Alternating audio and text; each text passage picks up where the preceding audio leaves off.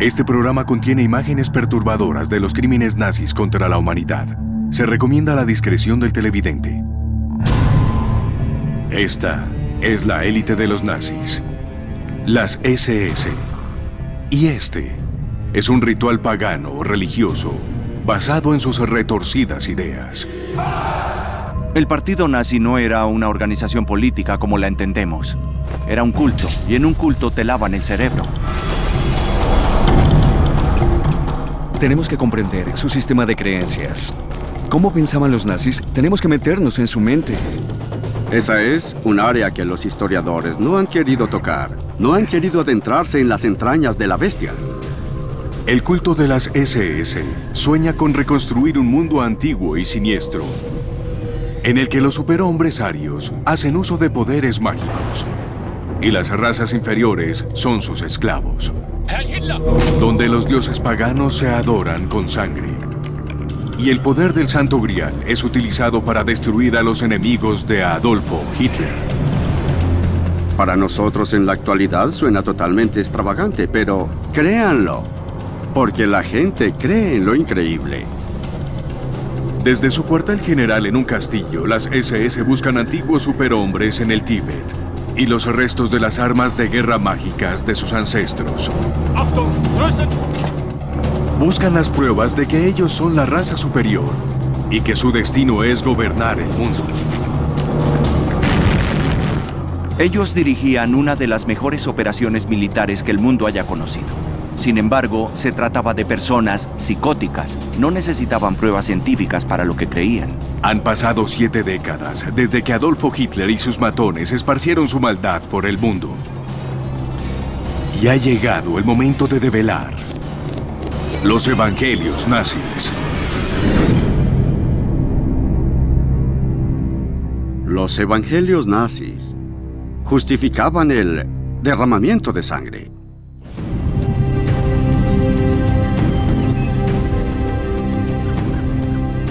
El año es 1939 y en un castillo en el corazón de la Alemania de Hitler, un extraordinario ritual está teniendo lugar.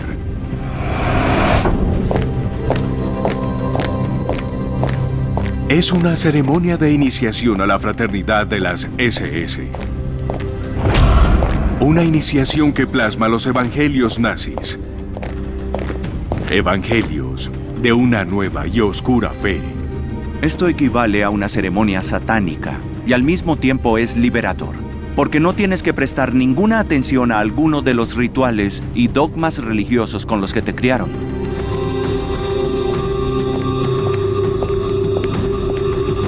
Es como romper las páginas del pasado y escribir un nuevo libro. De eso se trata el movimiento nazi.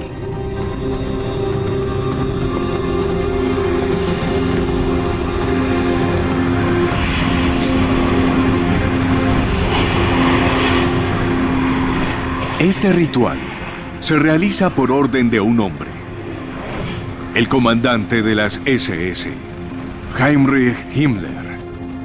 La idea de Himmler era crear un nuevo culto, una nueva religión del Estado. Y las SS iban a ser el sacerdocio de esa religión. Las SS personificarían todo lo que ellos creían como nazis. De pie ante el altar se encuentra un joven coronel de las SS y a su lado una iniciada en el culto nazi. El sacerdote pagano le entrega una daga que simboliza su admisión a la hermandad de las SS. Luego, pan y sal, que simboliza la raza y la patria alemana a la que las SS han jurado proteger. Como clímax de la ceremonia, ellos reciben una copia de la Biblia nazi,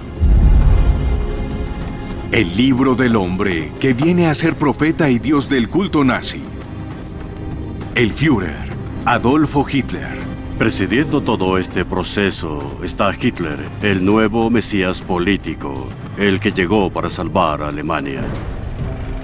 Hitler ha sido el amo de Alemania desde 1933. Si Hitler es el centro del culto nazi, Heinrich Himmler es el sumo sacerdote.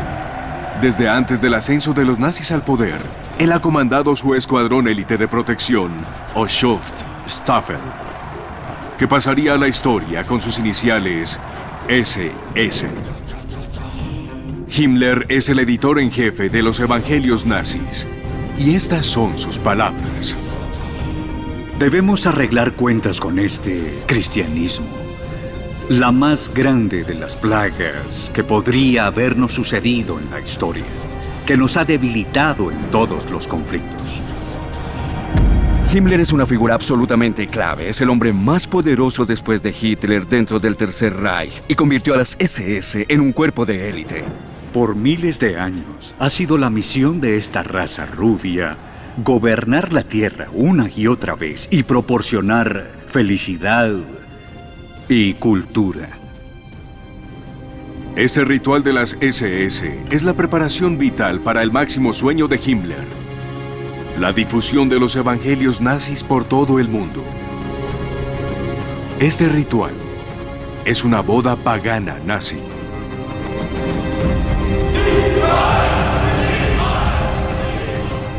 En contraste con el antiguo Estado y la Iglesia, las personas que quieran contraer matrimonio reciben consejo y se evalúa su idoneidad para casarse y su salud genética.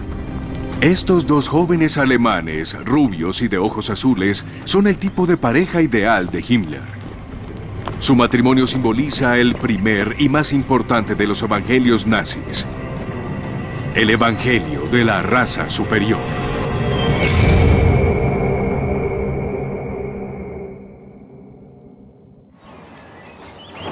Es finales del siglo XIX. En Alemania, es una época de fascinación hacia lo oculto. Esta fue una era de sesiones espiritistas cuando se puso de moda que la gente invitara a un medium después de la cena para contactar a los espíritus de los muertos. Miles de personas se unían a sociedades secretas ocultistas. La gente podía alejarse de la formalidad rígida de los salones victorianos y hablar del oriente, de los hinduistas, de las fascinantes proezas de los faquires que podían flotar en el aire. No eran solo los alemanes quienes se sentían atraídos por los misterios de lo oculto. Esta especie de proliferación de las sociedades secretas existía no solo en Alemania, sino en Estados Unidos, Gran Bretaña y otros lugares de Europa. En ciudades como Nueva York y Londres, todo era bastante inocuo. Pero no así en Alemania.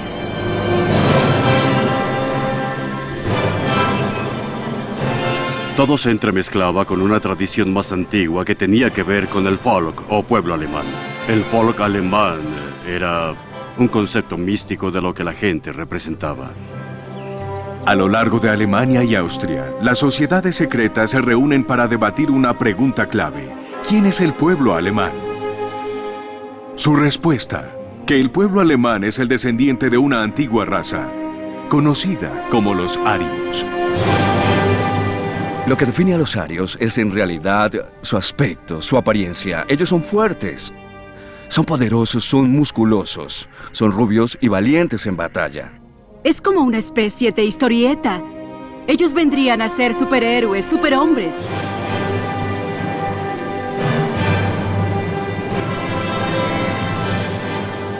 Los mitólogos comenzaron a describir al nuevo tipo de guerrero marcial ario como una especie de bestia rubia con hambre de botines y presas. Superhéroes rubios, fuertes, creadores de cultura. Una raza definitivamente superior. De hecho, nunca ha existido nada llamado raza aria. Pero eso no detuvo ninguno de los mitos sobre los llamados arios. Algunos afirmaron que habían migrado a la Europa septentrional desde el Tíbet, o desde la Atlántida, la antigua ciudad perdida bajo el océano, o de una misteriosa isla llamada Thule. Thule se refiere a un antiguo paraíso nórdico de donde se supone que desciende la raza aria y viene a ser como un cielo frío, nevado, helado. Los cultos idealizan a Thule como el equivalente nórdico del jardín tropical del Edén en la Biblia. Thule se convirtió casi en la idea de un bastión de los valores tradicionales que podrían ser redescubiertos y reinsertados en Alemania y en el mundo moderno. Las ideas sobre los antiguos arios se volvieron cada vez más extravagantes y cada vez más populares. Un culto incluso asegura que los arios eran, en realidad, dioses. Sugerían que estos dioses habían tenido poderes extraordinarios de telequinesis y telecomunicación, transmisión de pensamientos, habilidades basadas en sus poderes divinos. Como descendientes de estos antiguos arios endiosados, los practicantes creen que los alemanes modernos pueden redescubrir un día estos poderes.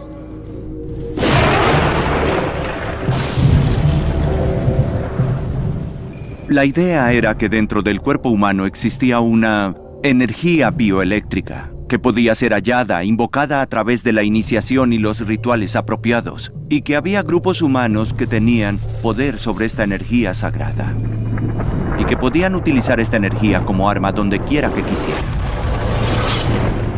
Y si pudieras aprender a través de rituales y de iniciación cómo controlar este poder, te volverías imparable. No necesitarías armas regulares, tampoco cañones, revólveres, aviones, ni siquiera cohetes. Podrías dirigir esta energía a un enemigo y destruirlo. Los cultos afirman que los arios perdieron estos poderes al cometer un pecado cardinal.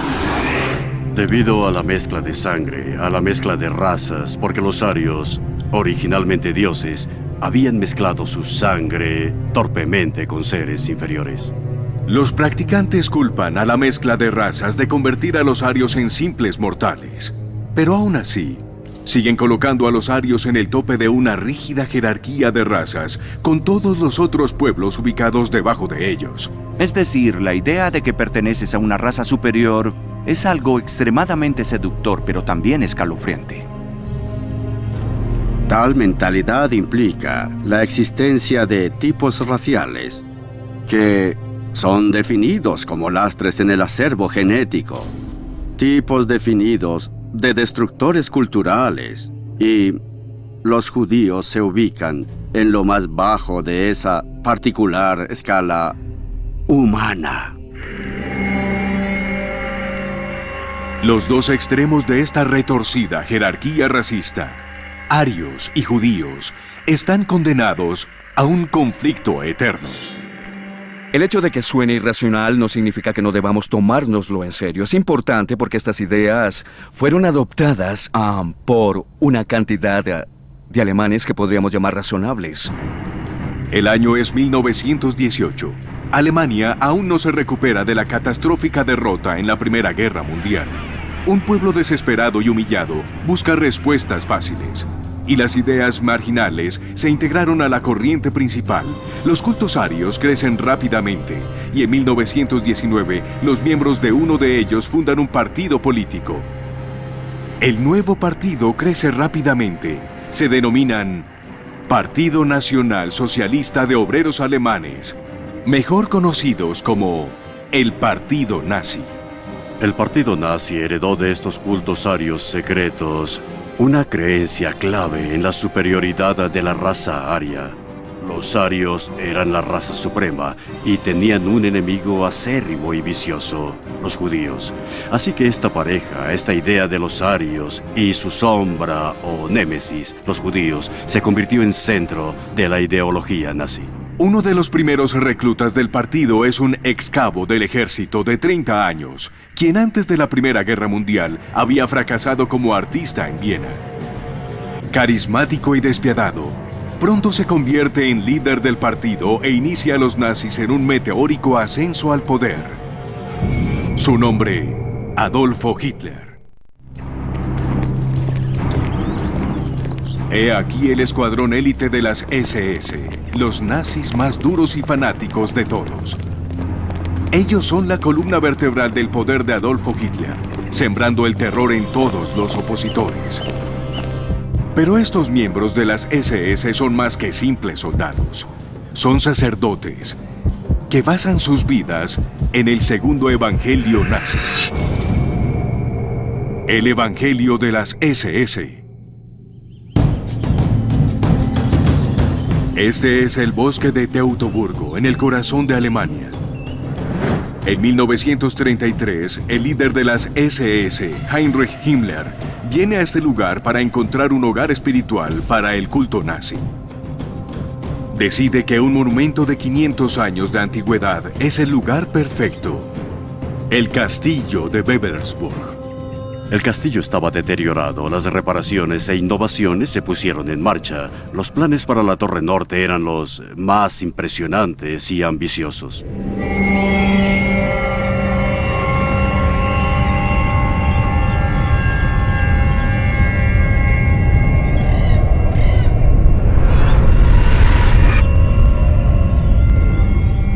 En la Torre Norte, Himmler construye lo que llama el Salón de los Generales de las SS.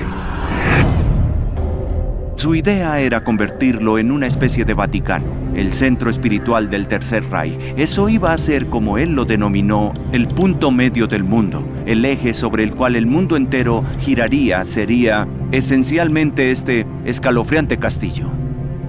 No podemos imaginar nada más draculesco.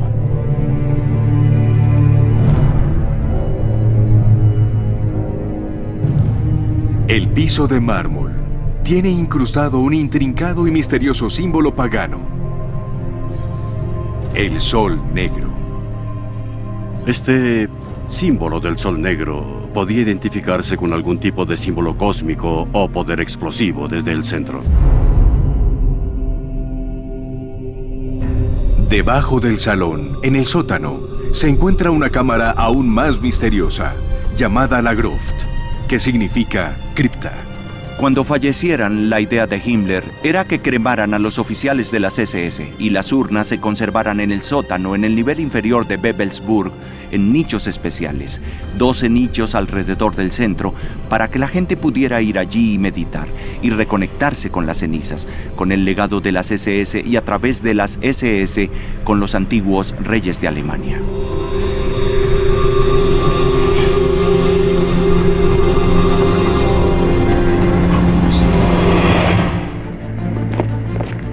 Las SS se iniciaron en los primeros días del partido nazi. Como un movimiento político nacido en 1919, en el caos que siguió la catastrófica derrota de Alemania en la Primera Guerra Mundial. Habían perdido la guerra, había una enorme crisis financiera y eso llevó a un completo colapso de los valores y creencias. La crisis trae consigo una hiperinflación. Los ahorros de la gente repentinamente desaparecen. Sus pensiones pierden todo el valor. Con frecuencia tienen que cargar cubos llenos de dinero para comprar apenas una rebanada de pan. Los nazis culpan de la derrota de Alemania en la guerra a una conspiración entre los comunistas y los judíos y apelan al orgullo nacional. Los nazis causaron una buena impresión a los alemanes. No eran como los comunistas, desaliñados y a menudo con aspecto desaseado e indisciplinados. Los nazis lucían elegantes. Despreciando los compromisos de una democracia, ellos prometen un nuevo tipo de política con un fuerte liderazgo y gloria militar. Así que los alemanes vieron en este partido casi cualquier cosa que quisieron ver en él. Este fue el secreto de su éxito. Para acelerar su ascenso al poder, los nazis usan la violencia. Pandillas de matones entrenados intimidan, apalean y hasta asesinan a los opositores políticos. La más fanática de estas pandillas es la de las SS o Schutzstaffel, que significa Escuadrón de Protección.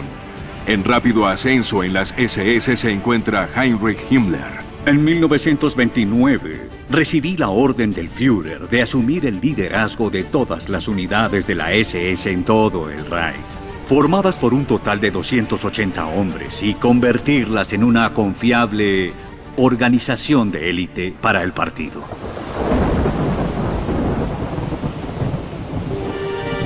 Heinrich Himmler nació en 1900, en una familia de clase media baja en el sur de Alemania.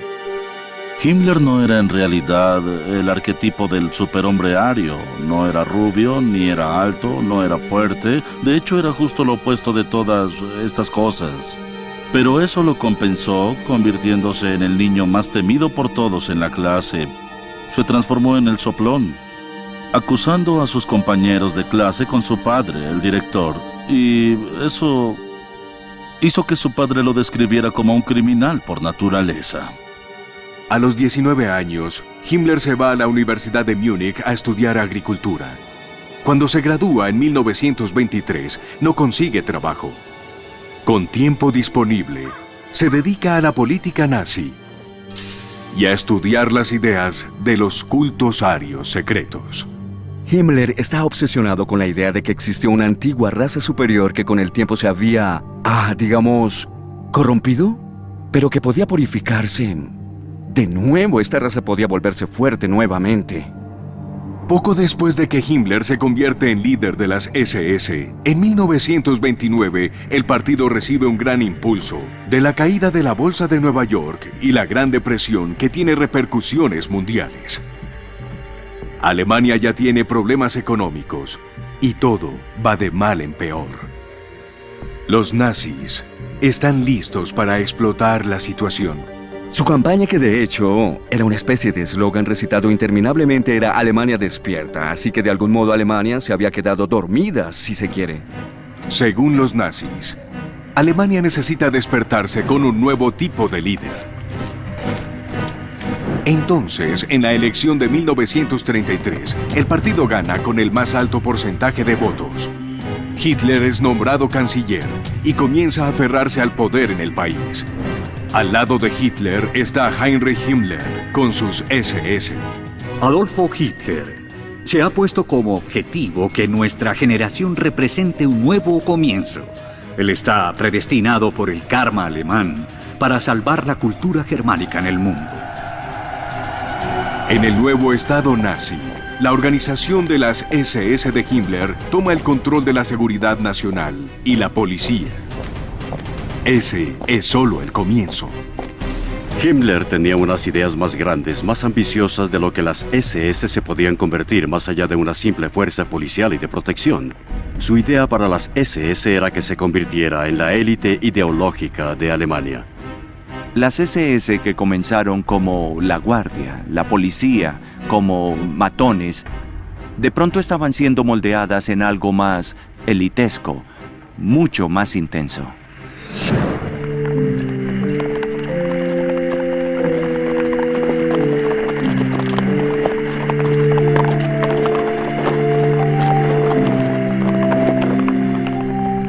Nunca olviden que somos una orden de caballeros, de la que no podemos retirarnos, para la que somos reclutados por la sangre y dentro de la que permanecemos en cuerpo y alma.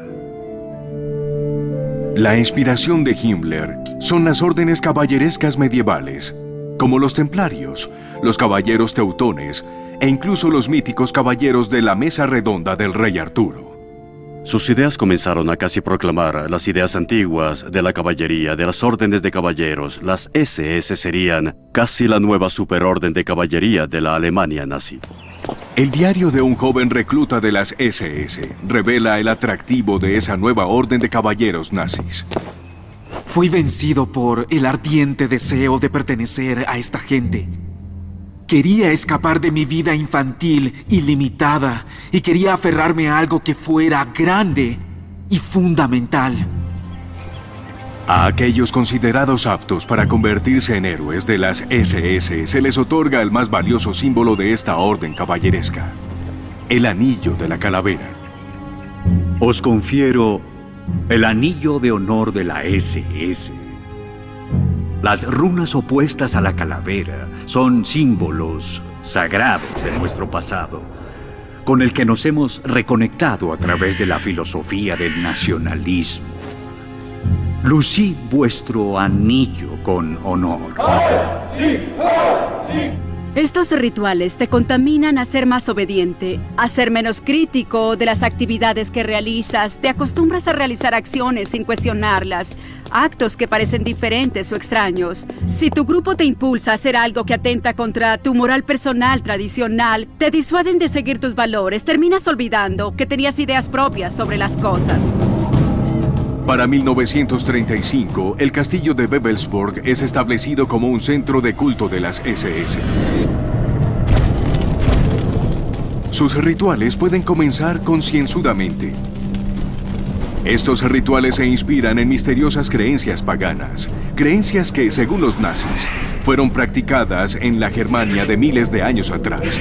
Este es el tercer evangelio nazi, el evangelio de los dioses paganos.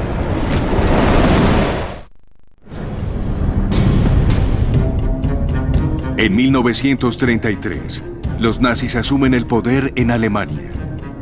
Adolfo Hitler ejerce el máximo poder y junto a él, Heinrich Himmler, líder de los soldados de élite de los nazis, las SS. Hitler es la mente maestra política. Himmler es el arquitecto del renacimiento religioso que pretende reemplazar el cristianismo alemán con paganismo.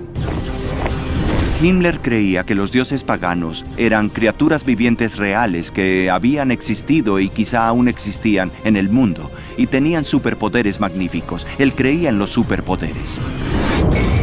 El evangelio de los dioses paganos.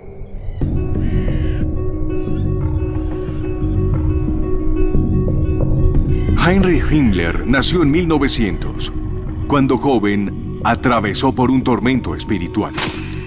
El periodo de nuestra juventud fue un periodo de mucha dificultad interna, rechazo interno y lucha. Mi padre era, según la tradición familiar, un cristiano confeso. Pero no hablamos de religión, con la excepción de las discusiones sobre el perjuicio político y los efectos corruptores de la iglesia cristiana, sobre lo cual estamos de acuerdo. Ahora que Himmler está en el poder, es hora de retribuir.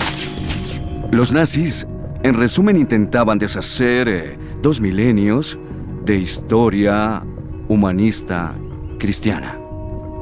Debemos volver nuestra vista a esa era dorada, cuando nuestros ancestros nórdicos de la nueva edad de piedra erigieron esos poderosos monumentos de piedra, 3 o 4 milenios antes de Cristo.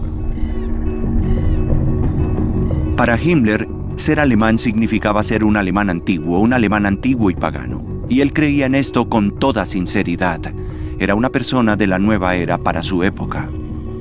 Himmler estaba realmente en una posición suprema de poner estas ideas que ante nuestros ojos quizás eran locas en la práctica. En medio de un bosque en Alemania Central están las Externsteine, o piedras exteriores. Estas son 5 columnas de formas extrañas que se yerguen por encima del bosque. Para los nazis este era un lugar sagrado. La iglesia intentó convertirlo en un lugar cristiano por un tiempo, de allí que haya tallas en las piedras con motivos cristianos, pero para los nazis en realidad era un sitio pagano, de adoración pagana. Es como el Stonehenge alemán, de alguna manera. Según los investigadores nazis, este lugar fue otrora escenario de rituales de sangre. Cada sistema esotérico de religión ha reconocido el sacrificio humano como indispensable para apaciguar las deidades. Lo que hoy llamamos ejecución es el último remanente de los sacrificios humanos sangrientos. El sacrificio humano era parte de la completa visión del mundo. El sacrificio humano era algo aceptable. Las civilizaciones hicieron sacrificios humanos por todo el mundo. Aztecas, mayas, tenemos ejemplos de sacrificio humano en Europa, en África y en Asia. El derramamiento de sangre era algo que los dioses exigían y además necesitaban. Himmler considera el área alrededor de las Externsteine como el lugar más auténticamente pagano de Alemania. A pocos kilómetros se encuentra el castillo de Wewelsburg, el nuevo cuartel general de las SS. En 1935 se inician los rituales paganos. Rituales diseñados por el experto pagano empírico Carl Maria von Willigut. Carl Maria Willigut era un antiguo oficial del ejército que había pasado por varias instituciones para enfermos mentales y era el arquetipo loco que tenía ideas locas. Willigut cree que él es una reencarnación de los antiguos reyes arios. Willigut le dijo a Himmler que podía recordar todas sus reencarnaciones, remontándose hasta 10.000 años. Tenía recuerdos vívidos de cada reencarnación. Eso significaba que recordaba perfectamente la Germania antigua, la religión pagana germánica de la era paleolítica y antes de la llegada de los romanos. Y Heinrich Himmler, el segundo hombre más poderoso de la Alemania nazi, le cree. Ahí estaba el hombre que iba a ayudarlo a recrear el paganismo nazi, porque este hombre lo recordaba.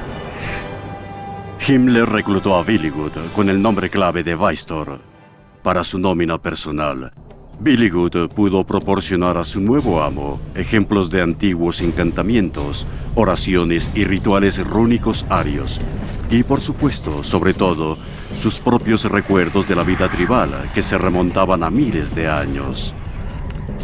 Esto fue un absoluto maná para Himmler, quien sintió que tenía un vínculo directo con el antiguo pasado germánico.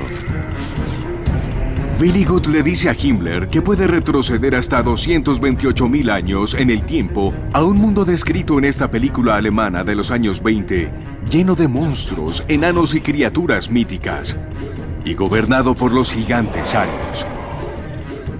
Es común para la ideología nazi que había existido una raza de gigantes en la antigüedad, y que los arios podían haber sido estos gigantes, y que era tiempo de que volvieran a serlo.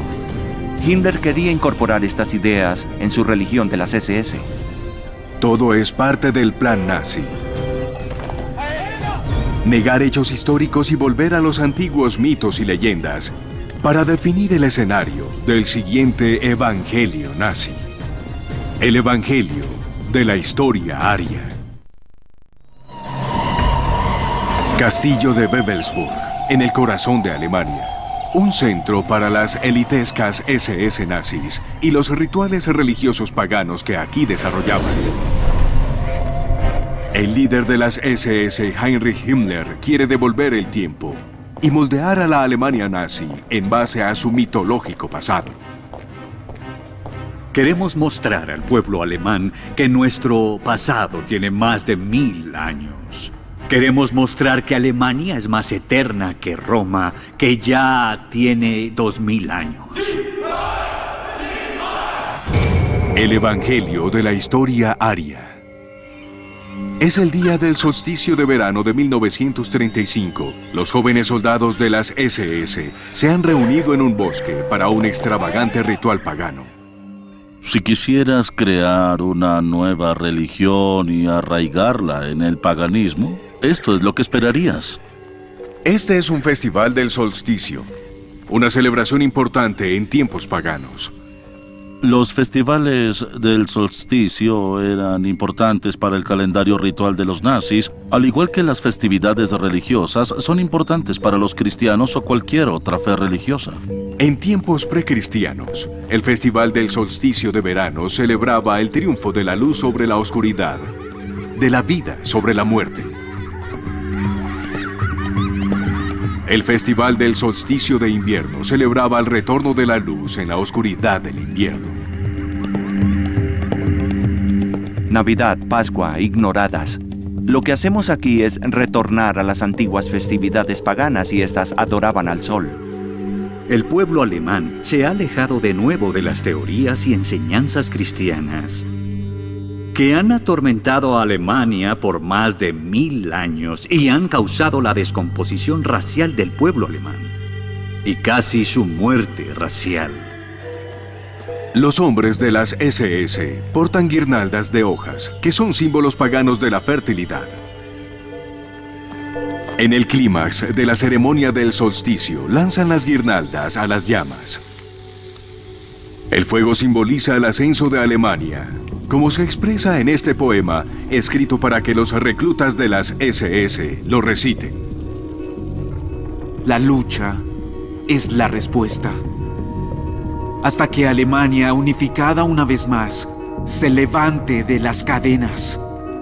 Las llamas consumen la aborrecible barrera que hoy separa a un hermano de otro hermano. Las llamas son luz de todos nuestros corazones y lanzan a la tierra una antorcha ardiente.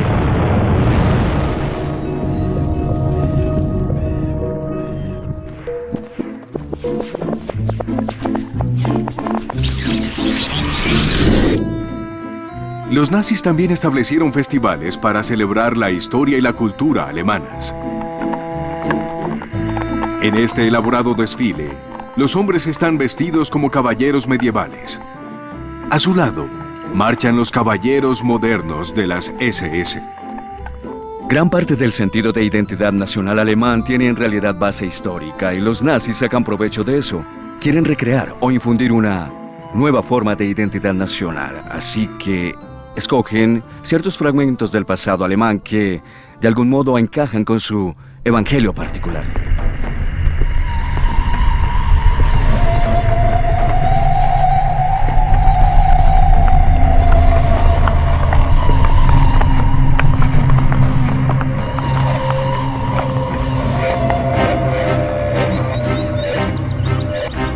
Cerca del castillo de Bebelsburg, el cuartel general de las SS de Himmler, se encuentra el bosque de Teutoburgo.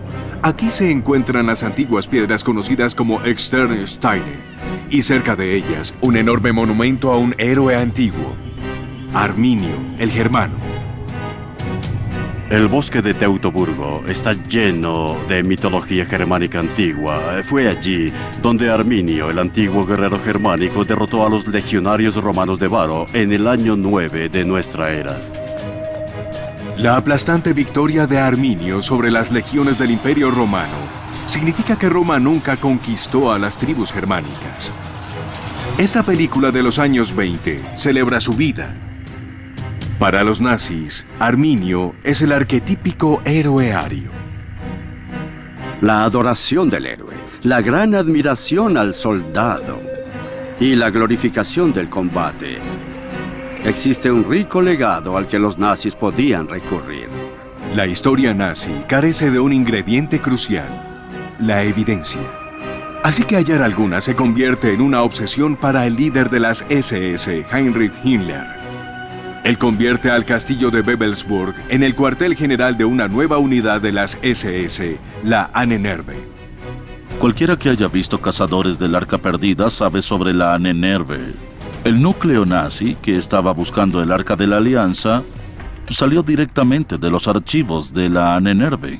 Si eras investigador y no trabajabas en una universidad, tal vez podías conseguir trabajo en la Ahnenerbe. Lo único que tenías era que seguir la línea y concluir en las mismas ideas que Himmler quería oír. Quería oír sobre paganismo, quería oír sobre religiones antiguas y cultos misteriosos. Le encantaban esas cosas. La Ahnenerbe de las SS rápidamente se convirtió en centro para los académicos nazis. Estos intelectuales nazis buscaban cuestionar las universidades tradicionales y sus ideas consideradas influenciadas por judíos. Debes elegir, ahora mismo, si quieres estar con nosotros o en nuestra contra. Cuidado.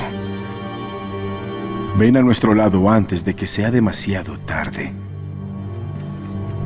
Los académicos nazis realizan estudios detallados de lo que ellos afirman que es la auténtica cultura aria. En particular, se basan en las antiguas escrituras conocidas como runas. Las runas se encuentran ampliamente difundidas en el norte de Europa y datan de tiempos precristianos. Su significado es con frecuencia misterioso, pero los nazis creen que pueden desentrañar sus secretos.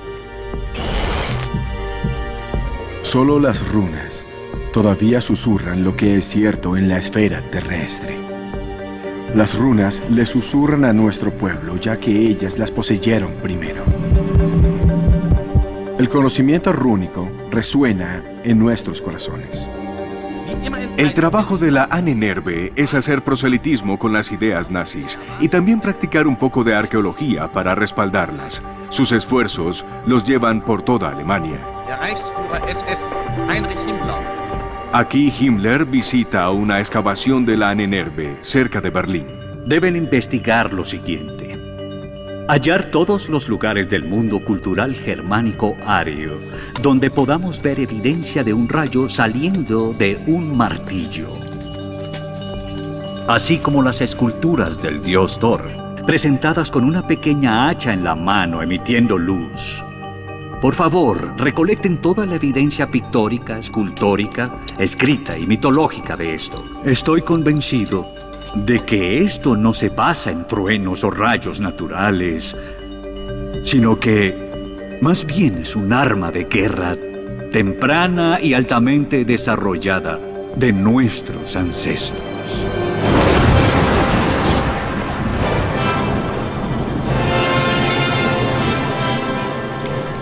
La Ahnenerbe rápidamente encuentra la evidencia apropiada. Cuando excavamos en suelo alemán, en algunos puntos en las fronteras del campo, encontramos apenas a pocos palmos de la superficie piezas valiosas de cobre, plata y oro. La calidad del trabajo artesanal, el arte y la belleza clásica es difícil de alcanzar incluso para nosotros, hombres modernos y tecnológicamente muy avanzados. Todas son tonterías. La Ahnenerbe de Himmler solo lo está engolosinando con las historias que él desea oír. Esta era Alemania, una tierra de tremenda cultura, de avances científicos, y de pronto todo se descarriló a esta otra área, este campo de las ciencias ocultas, la creencia en la Antártida, en poderes místicos. Esto es algo casi imposible de entender en la actualidad.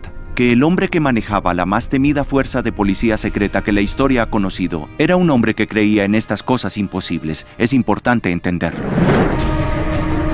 Las aventuras arqueológicas de las SS apenas están comenzando.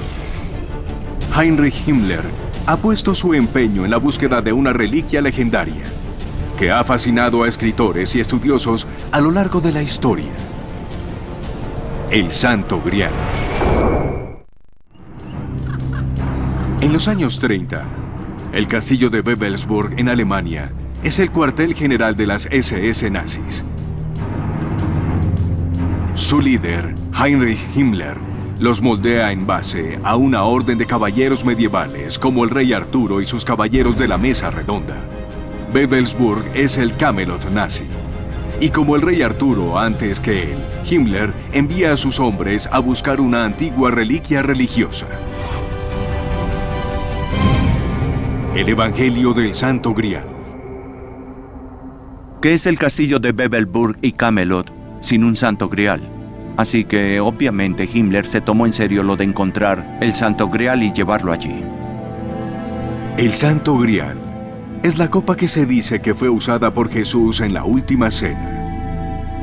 Algunas historias también afirman que fue utilizado para recolectar gotas de la sangre de Cristo cuando sangraba en la cruz.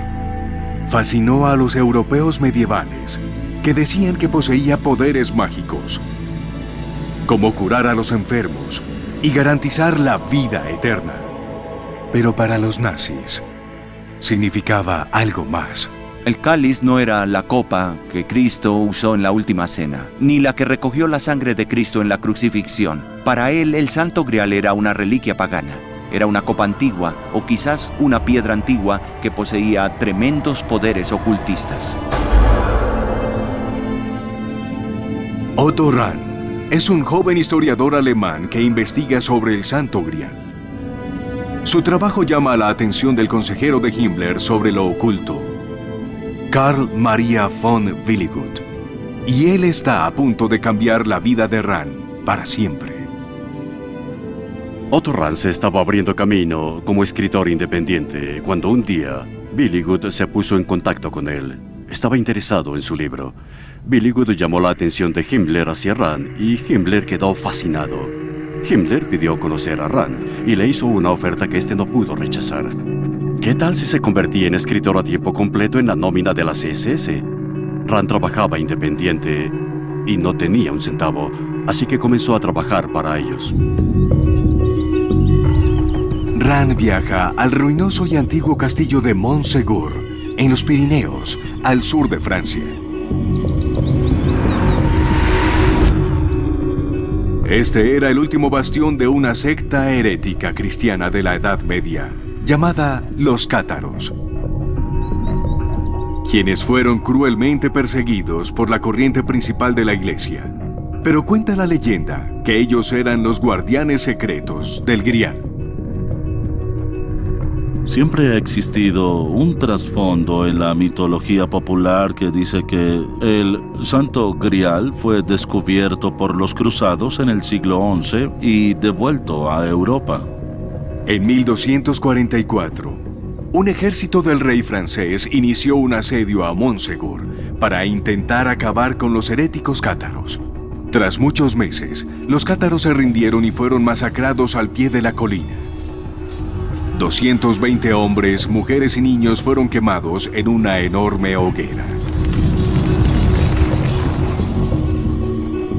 Pero según las historias que Rand escucha de los lugareños, un pequeño grupo de cátaros escapó al asedio trepando por los muros del castillo durante la batalla final, llevando con ellos la reliquia sagrada de su fe. Algunos dicen que la reliquia sagrada era el Santo Grial. Los cátaros dejaron que algunos escaparan con el Grial por la ladera de la montaña y se dice que este fue enterrado en algún lugar en las cuevas cercanas a Montségur.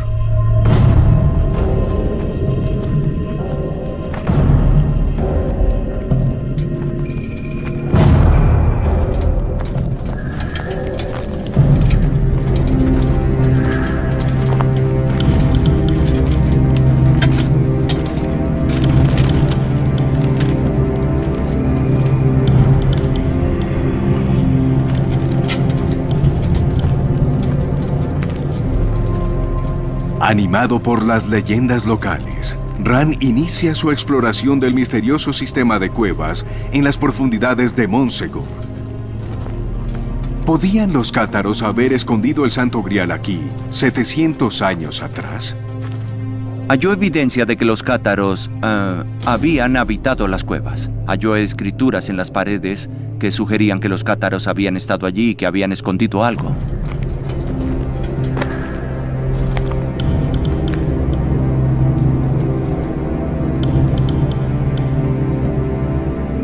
De vuelta en Wewelsburg, Himmler construye una cámara especial a la que nombra el Salón del Grial. Si yo fuera Otto Rand, estaría muerto del terror. No puedo darme el lujo de decepcionar a Heinrich Himmler. Tengo que mostrar algún progreso. Tengo que mostrar que voy por el camino correcto, si no mis días están contados. Se podrán imaginar lo que sería tener esta presión encima. Te han encomendado una labor imposible, una labor que nadie ha sido capaz de completar. Nadie encontró la desaparecida Arca de la Alianza en la famosa búsqueda de Indiana Jones, cazadores del Arca Perdida. Nadie la halló. Nadie halló el Santo Grial. Nadie halló nada de esto. Y ahora Himmler te dice que tienes que hacerlo. Así es que estás condenado. Sabes que estás condenado desde el principio. Rand le envía informes a Himmler. Le dice que ha encontrado pistas, que va por el camino correcto, pero no está ni cerca del camino correcto. Nadie está seguro si él estaba siendo timado por los lugareños franceses que ya habían tenido suficiente gente buscando el Grial. Rand se desespera y gasta cada vez más el dinero de Himmler en su inútil búsqueda.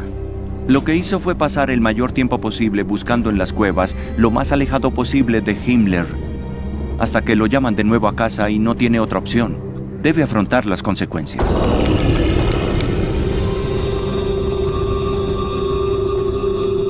Yo no hubiese querido ser Otto Rand. Ese justamente no es el tipo de ambiente académico del que estás ansioso por formar parte. Eran las SS las que te decían qué hacer. Rand regresa a Wewelsburg. Pese a que Himmler acepta la decepción, Rand sabe que en las SS no hay lugar para el fracaso.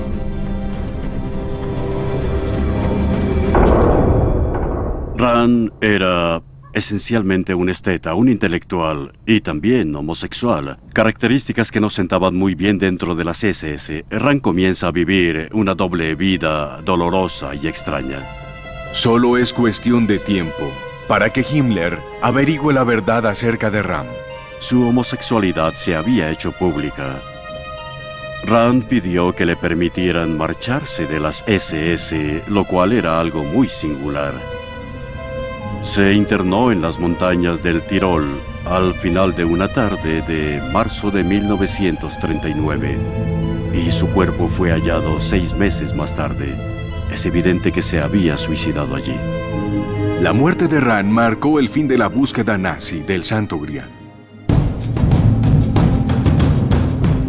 Himmler pronto desarrolla una nueva obsesión.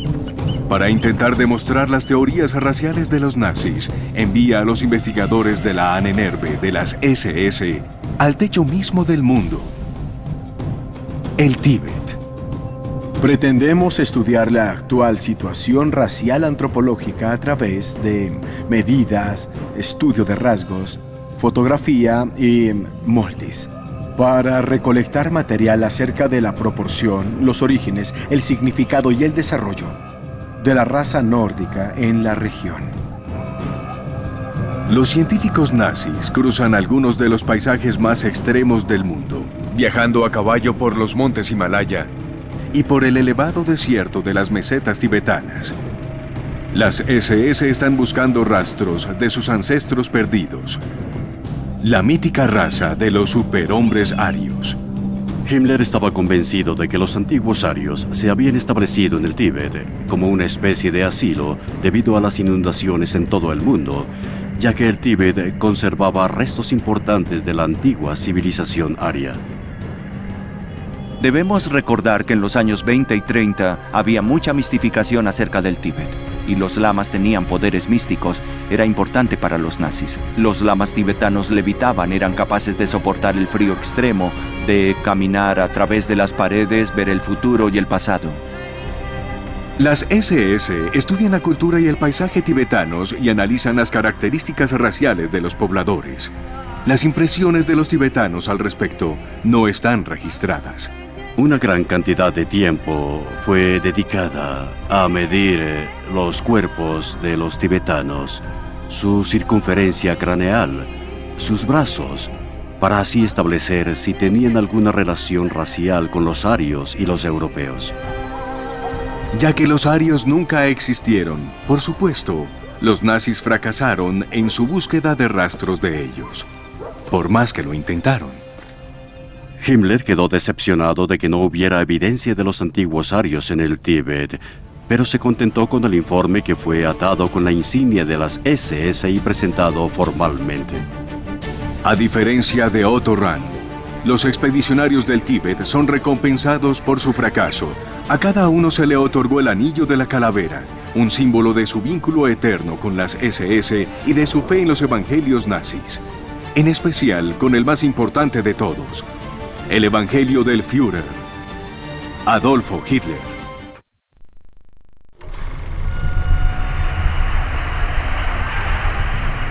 En la década de los 30, alemanes de todas las edades son acogidos por el proceso nazi, semejante a un culto de manipulación y lavado de cerebro.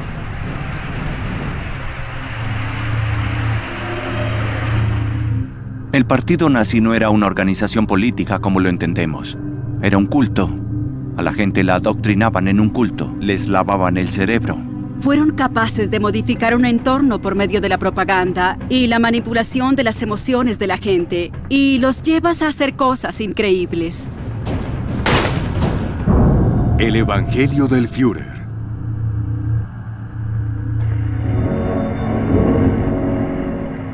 Es 1934 y el autoproclamado salvador de Alemania se dirige a la pequeña ciudad de Nuremberg. 250,000 personas confluyen allí para darle la bienvenida. Este famoso documental, El triunfo de la voluntad, lo muestra descendiendo desde el cielo como un semidios. La ciudad entera está emocionada. El Führer, Adolfo Hitler, ha llegado. Mis parientes en Múnich me contaban las historias cuando yo estaba pequeño.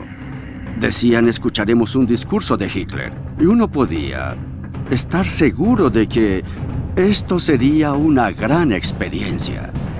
Los cánticos, las marchas, y el entusiasmo de la multitud, y la manera como Hitler manejaba al público, la forma en que los tenía en la palma de su mano.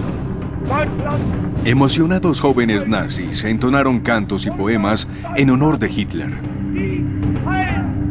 Si nos pide todo lo que tenemos, se lo entregamos. Porque creemos en usted. Le juramos lealtad. Nadie puede romper ese juramento. Ni siquiera usted. Solo la muerte puede romperlo.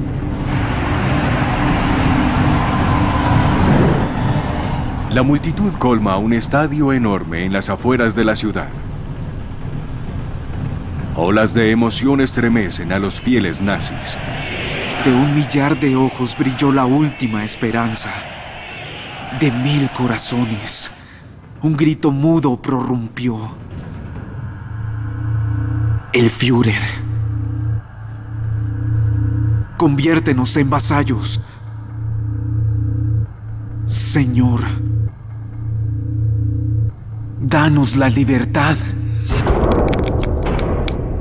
Deben haber sido experiencias extáticas. La gente se arrebataba y salía de allí revigorizada, con un nuevo sentido del deber. El propósito era que fuera como una misa mayor, o un partido de fútbol o festival de rock, en los que la gente se deja llevar como zombies. Se olvida de su individualidad y comienza a gritar al unísono. Como lo dijo el mismo Hitler, un individuo por sí solo es apenas un gusano pequeño. Pero en masa, se convierte en un enorme dragón. Es evidente que el nazismo utilizaba una gran cantidad de liturgia y simbolismo religioso en sus apariciones teatrales.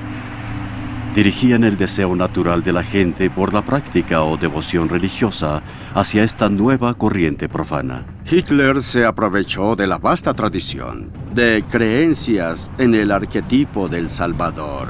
De hecho, él era adorado e incluso venerado como una especie de Salvador.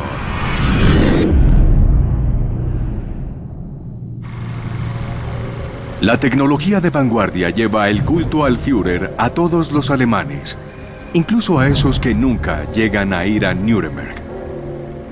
El uso de películas fue muy eficaz para ampliar al público, para llegar a las personas que ni siquiera iban a las manifestaciones. Esto les permitía vivir la experiencia a pesar de que no estuvieran ahí, se sentían parte del movimiento. Los cineastas nazis crean obras maestras de la manipulación. Cuando observas a las multitudes frente a ti, te sientes casi tan poderoso como Hitler debió haberse sentido estando de pie en el podio mirando a la multitud desde arriba. Eso produce un fuerte sentido de fortalecimiento. Pero luego, esa escena se corta y enfocan de nuevo a Hitler, y lo ves parado allí en el podio y te colocas de nuevo en el lugar de la multitud. Ahora te sientes casi sometido, como postrado allí ante el Führer. Se supone que tienes que sentir que no eres nada en este nuevo mundo nazi. Solo eres un ser valioso en la medida en que puedas dar tu vida y todo lo que eres al Führer y, de hecho, al nacionalsocialismo. A los alemanes nazis se les enseña a adorar a Hitler desde su nacimiento. Los chicos alemanes no tienen más remedio que unirse a las juventudes hitlerianas, donde los someten a entrenamiento de estilo militar y a adoctrinamiento político. Las niñas son animadas a unirse también y a aprender lo que los nazis consideran habilidades útiles y femeninas. A todo el mundo en Alemania se le enseña a ejecutar el saludo oficial del Reich, que hace un llamado al Führer para que cure los males de Alemania. En alemán, los nazis decían Heil. Heil en alemán significa no solo salve, como en salve César, también significa curar. El evangelio del Führer es más fuerte que cualquier ley. incluso que las leyes de la naturaleza. Los nazis tuercen la ciencia para que encaje con su maligna visión del mundo. Y ese es el siguiente evangelio nazi.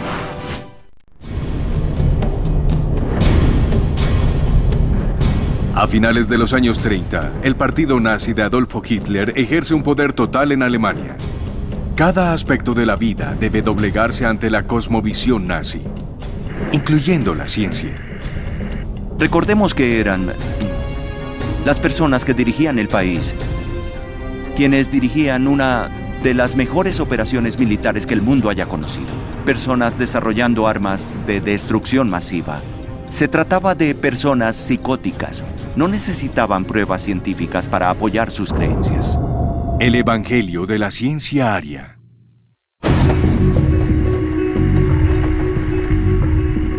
Antes de que los nazis asumieran el poder, Alemania había tenido tantos premios Nobel de ciencia como cualquier otro país, quizás más que la mayoría. El problema que esto suponía para los nazis era la incómoda verdad que muchos de estos premios Nobel que tenían la nacionalidad alemana, también eran judíos. En la Universidad de Berlín, Albert Einstein ha desarrollado su teoría de la relatividad, uno de los saltos intelectuales más grandes de la humanidad. Pero Einstein es judío, y para los nazis eso significa que sus teorías deben ser incorrectas.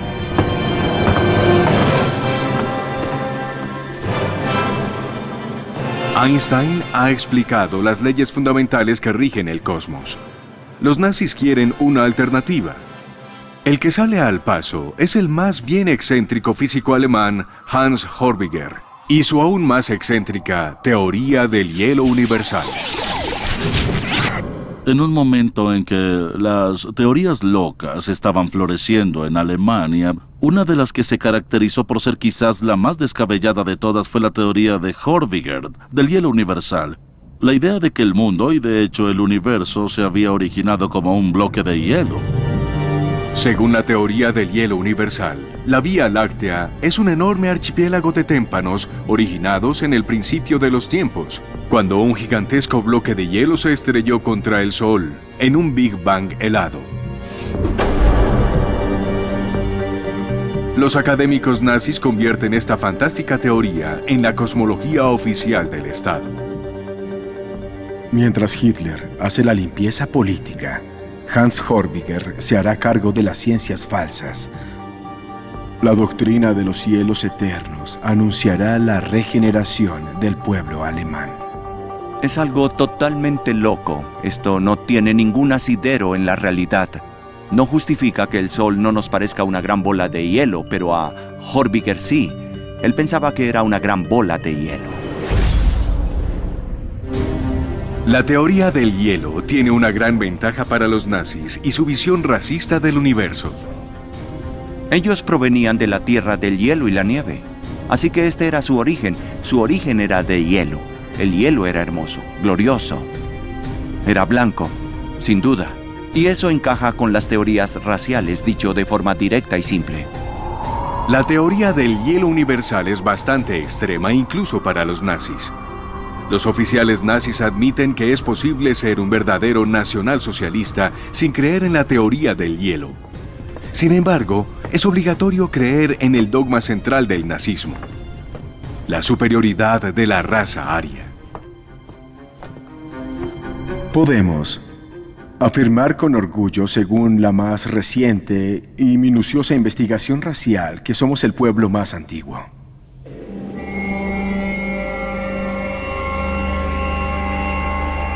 Los académicos nazis describen una antigua edad del oro, dominada por los arios. Sangre y tierra, el hogar y el líder, sol brillante todo el año y por encima de todos los dioses, y el destino. A estos, así como a las autoridades seculares, nuestros antepasados se sometieron de buena gana y no servilmente. El sueño nazi es traer de vuelta a esta imaginaria edad del oro y reconstruir la raza aria superior a través de la reproducción selectiva. Los pueblos germánicos son la culminación del destino y la historia. desarrollados ancestralmente desde los tiempos primitivos, a través de muchas generaciones y siglos. De este pueblo, con varios factores hereditarios mezclados, conscientemente seleccionamos aquellos con sangre nórdica y germánica, ya que podemos suponer que esta sangre sea la portadora de la vida que corresponde a las características de nuestro pueblo. Heinrich Himmler es la fuerza impulsora detrás de este proyecto de reproducción aria. Él considera a sus soldados de las SS como los sementales ideales. Él controla cada aspecto de su vida sexual, el matrimonio y la familia.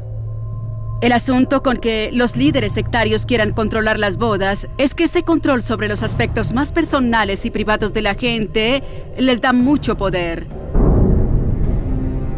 Si alguien puede controlar las relaciones maritales, si puede controlar la sexualidad, si puede controlar el dinero de la gente, son formas muy personales y privadas de obtener el control sobre la población. Para llegar a nuestro orden, abordamos el tema como si fuéramos fitomejoradores tratando de reproducir una buena cepa antigua que ha sido adulterada y envilecida. Seleccionamos una y otra vez y desechamos aquellos ejemplares inadecuados. Cada miembro de las SS representaba el coraje, la destreza militar y la sangre pura. Y su apareamiento, su búsqueda de una novia aria adecuada era parte importante para garantizar su progenie, su descendencia. Por lo tanto, el matrimonio era una especie de pacto para engendrar gran cantidad de niños arios. Estamos obligados, cada vez que nos reunamos, a deliberar sobre nuestros principios de sangre, selección y resistencia. La ley de la naturaleza es inalterable al respecto. Lo que es resistente, lo que es fuerte, es bueno. Este archivo fílmico muestra el proyecto de reproducción nazi en ejecución. Estos niños inocentes son producidos dentro del proyecto. Sus padres se juntaron para crear la raza superior y prepararla para dominar el mundo. De acuerdo con los evangelios nazis, solo puedes librar con éxito esta guerra de conquista global si has purificado tu propia raza. En este momento, el estado en que está la Alemania de los años 20 y 30 es de corrupción. Se requerirán años de reproducción, de reconstrucción, para crear una raza bastante fuerte para librar esta guerra. A lo largo de los años, el proceso de reproducción y selección de sangre debe ser continuo, acompañado de la eliminación de aquellos que no se adapten a nosotros por razones de carácter, de fuerza de voluntad y, por lo tanto, de sangre.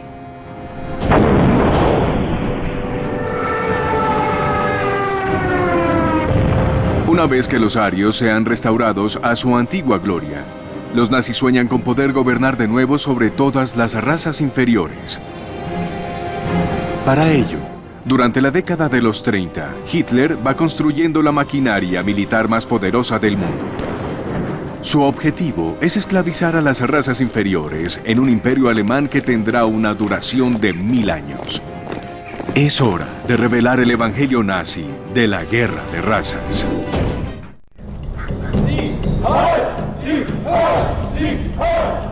Los nazis se ven a sí mismos como la raza aria superior. Su destino legítimo es dominar el mundo. La guerra es una parte integral de los evangelios nazis, en el sentido de que las razas siempre chocarán, siempre estarán en conflicto. Es una lucha por la supervivencia. La coexistencia simplemente no es posible. Hay que hacerse valer militarmente. El evangelio de la guerra de razas.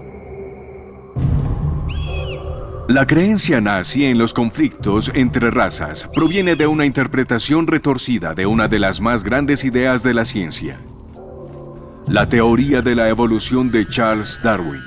Darwin escribió sobre la supervivencia del más apto, lo que significa que los débiles se quedan atrás. Esto encaja bien en las teorías raciales nazis. Ellos creían que eran los más aptos. En la teoría de Charles Darwin, Las especies se adaptan a su medio ambiente y los que lo hacen mejor, a los que él llama los más aptos, sobreviven y prosperan en mayor medida. Este proceso de adaptación y desarrollo constante explica la maravillosa variedad dentro de la naturaleza. Pero Darwin no se pronunció acerca de las diferentes razas humanas. Para él, los seres humanos son una sola especie, particularmente exitosa. Sus doctrinas fueron distorsionadas en este sentido. Una selección natural estaba sucediendo y era un conflicto incesante. Hicieron parecer que las ideas de Darwin eran una autorización para la lucha y el conflicto. La naturaleza enfrentada con garras y dientes. Si creemos en una teoría racial de la evolución, entonces solo tenemos dos opciones: o somos parte del problema o somos parte de la solución. O somos parte de la raza inferior que se va a quedar atrás, o parte de la raza superior. Somos parte de la siguiente etapa de la evolución, la que va a controlar el mundo y a heredar la Tierra. Para los nazis, un ejemplo de la competencia entre razas es el deporte. Especialmente en los Juegos Olímpicos de 1936, en Berlín.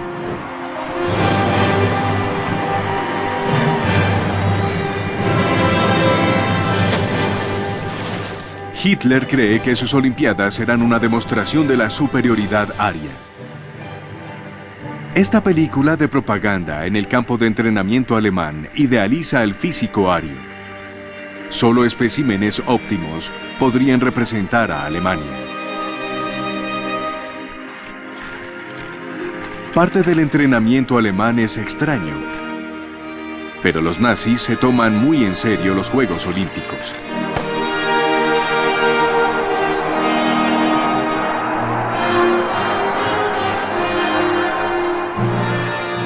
Por desgracia para Hitler, los Juegos Olímpicos no resultan como sus teorías habían predicho. El atleta afroamericano Jesse Owens ganó 4 medallas de oro, incluyendo la carrera de 100 metros planos. Pero de acuerdo a la teoría nazi, el atletismo es solo un ensayo para la competencia real entre las razas. La guerra. Para el verano de 1939, Hitler ha llevado a Europa al borde de un conflicto. Gran Bretaña y Francia han tratado de mantener la paz, pero la paz no tiene lugar en los evangelios nazis.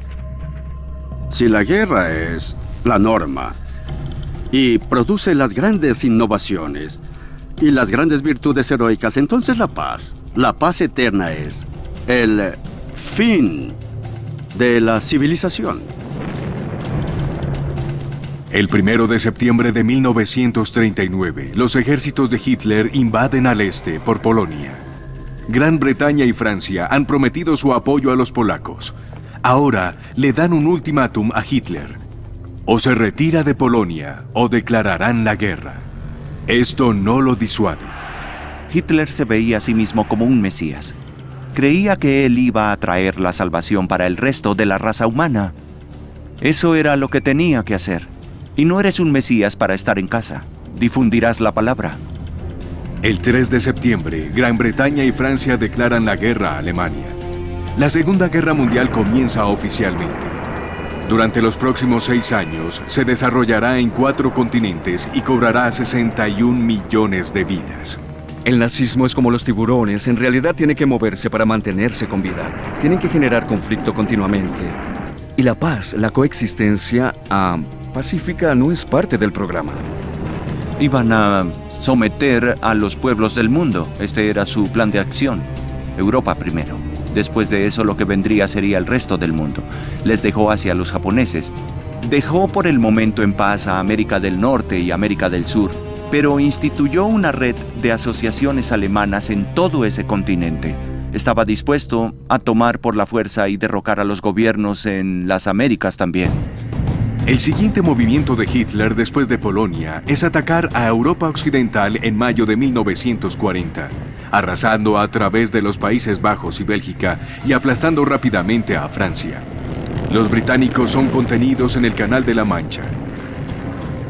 El dominio total de los nazis en Europa parece asegurado. Solo el desafío de Churchill y la heroica victoria de la Real Fuerza Aérea Británica en la Batalla de Inglaterra detienen el avance nazi. Es la primera derrota de Hitler, pero este rápidamente vuelve su atención a un plan mayor.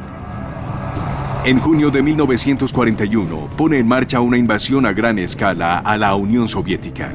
Una serie de titánicas batallas e impresionantes victorias hacen que muchos alemanes sientan que realmente son la raza superior. En invierno, los hombres de Hitler llegan a las puertas de Moscú. En este momento crítico, la locura de la ciencia nazi ayuda a cambiar el curso de la historia. Los defensores nazis del hielo universal y sus meteorólogos habían pronosticado que el invierno de ese año en Rusia iba a ser leve. Así que el ejército nazi, la Wehrmacht, se presenta a luchar contra Rusia vistiendo uniformes de verano en el invierno ruso. Y justo ese invierno fue uno de los peores vistos, y los soldados alemanes murieron por montones debido a la exposición y el congelamiento. Fue un terrible desastre para el ejército alemán basado en su absurda ciencia. No sería la única manera en que las descabelladas teorías nazis ayudarían a sellar el destino de Alemania. Según los evangelios nazis, el ataque de Hitler contra la Unión Soviética tiene mucho sentido. Los nazis consideran a los rusos eslavos como una raza inferior y a la conquista de Oriente como el destino de los arios. En realidad, al atacar a la Unión Soviética en el verano de 1941 y al declarar la guerra a Estados Unidos 6 meses más tarde, Hitler se hace de más enemigos de los que puede manejar. Pronto se enfrenta a la fuerza combinada de los Estados Unidos, Rusia y el Imperio Británico. Sin embargo, fueron necesarios 3 años para aplastar a Alemania en un movimiento de tenazas desde Oriente y Occidente. 3 años en los que la guerra racial nazi conducirá a los crímenes más espeluznantes de la historia. Delitos que son la conclusión lógica de todos los evangelios nazis. Y las ideas deformadas, desarrolladas por primera vez en los cultos arios secretos. El vínculo entre los cultos arios secretos y el Holocausto está arraigado en la raza aria superior y su lucha contra los judíos. Una vez que los arios y los judíos fueron emparejados como arquetipos rivales en una especie de batalla cósmica, fue fácil para los cultos arios secretos y su resultante ideología nazi identificar la destrucción de los judíos como la única solución definitiva para el dominio ario del mundo. Las victorias de Hitler someten a casi 9 millones de judíos al control nazi. Ahora los nazis tienen la oportunidad de terminar su llamada guerra racial de una vez por todas. Esta solución final será la obra de las SS de Himmler. Ellos son los primeros en aplicar el asesinato masivo de civiles, los campos de concentración y las cámaras de gas. El último evangelio nazi es el más terrible de todos. Es el evangelio del genocidio.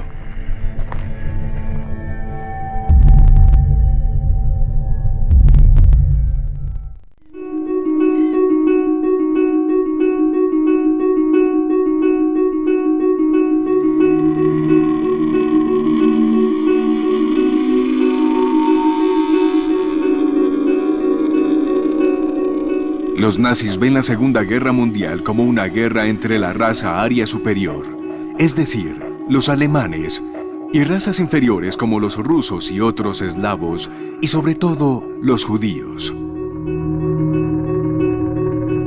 Para Heinrich Himmler, esta es la batalla final de un titánico conflicto que ha perdurado miles de años.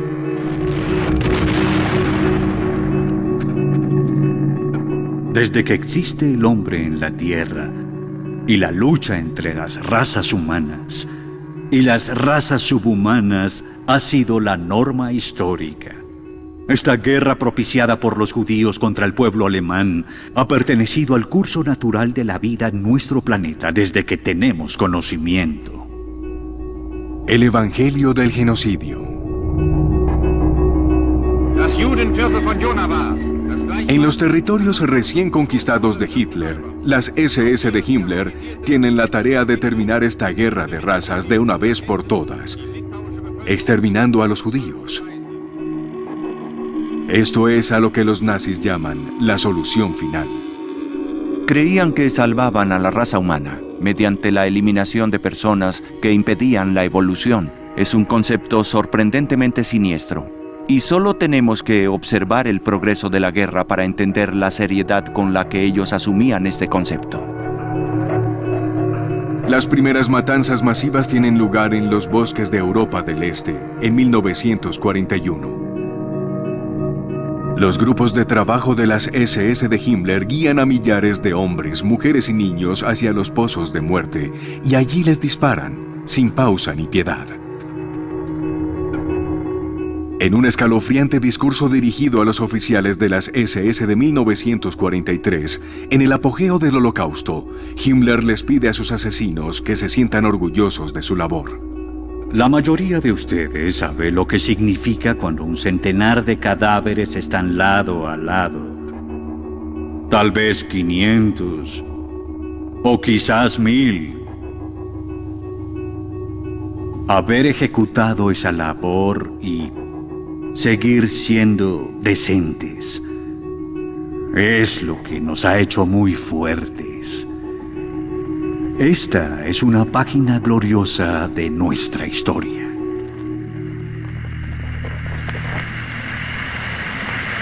Una carta de un joven recluta de las SS de 22 años de edad, Karl Kretschmer, escrita a su familia en Alemania tras un día de matanza, revela su disgusto por sus propias acciones, pero también muestra cómo los evangelios nazis fortalecen su determinación.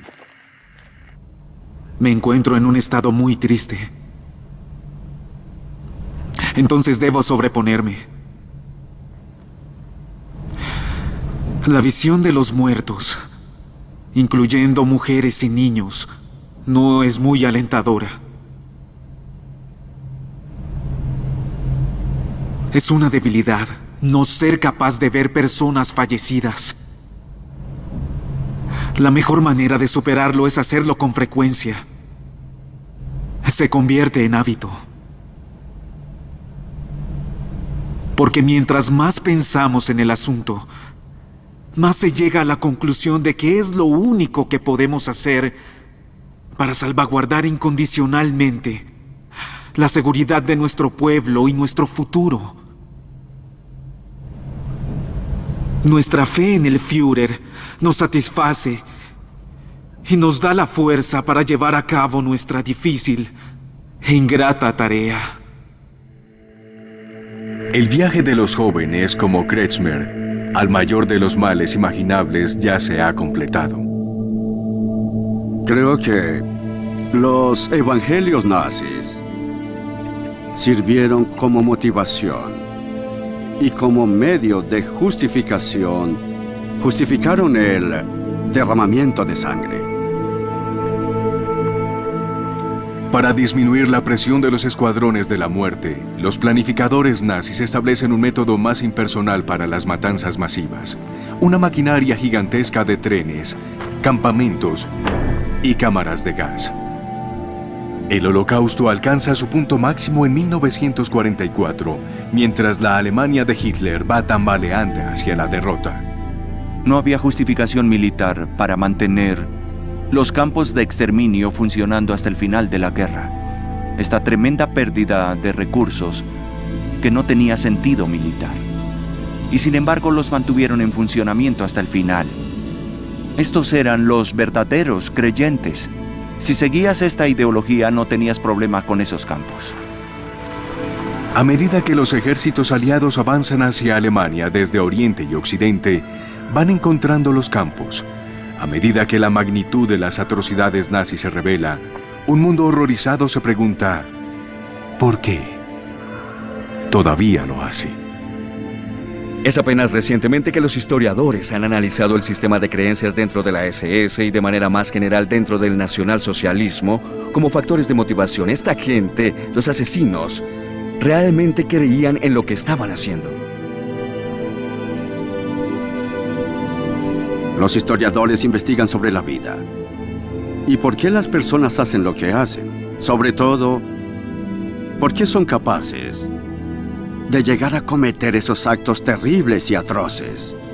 Esa es un área que los historiadores no han querido tocar y no han querido adentrarse en las entrañas de la bestia. El 30 de abril de 1945, con la guerra perdida, Adolfo Hitler se suicida en su búnker en Berlín.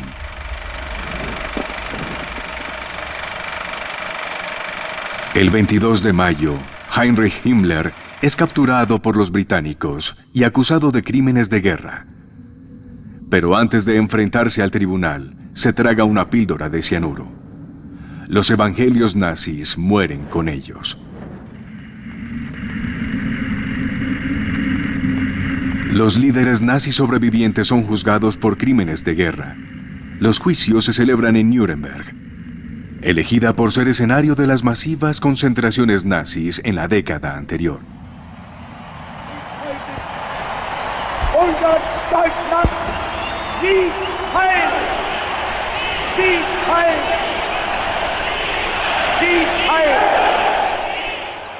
Los juicios por crímenes de guerra ayudan a los alemanes a hacer frente a las atrocidades cometidas en su nombre y a empezar a preguntarse por qué tantos de ellos pusieron su fe, o al menos se dejaron llevar por los retorcidos sueños nazis.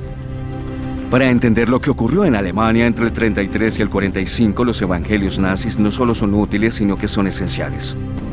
Las ideas tienen consecuencias.